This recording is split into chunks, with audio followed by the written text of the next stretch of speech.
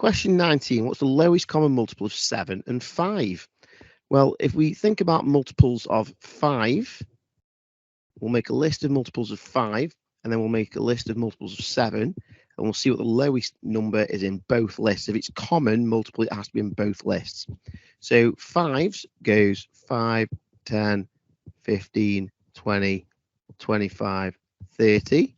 And 7s goes 7, 14, 21, 28, 35, 42. Now, as you can see, I've done the first 6 numbers in both lists.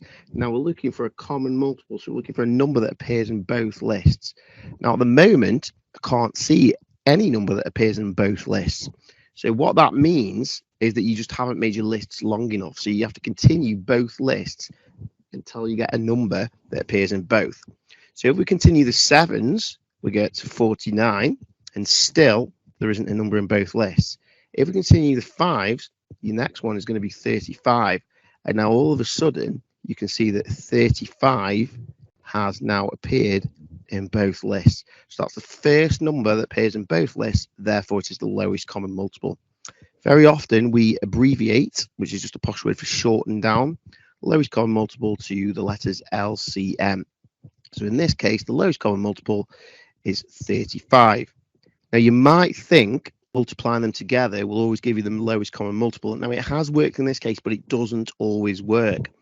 So sometimes it does work, sometimes it doesn't. So it's not really a method that you can rely on just to multiply them together. You've got to do the lists.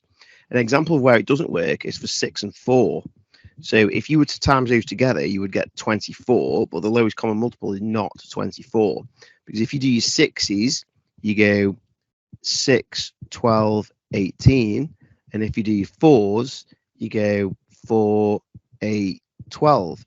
And already you can see without going too far that a common multiple of 6 and 4 is 12.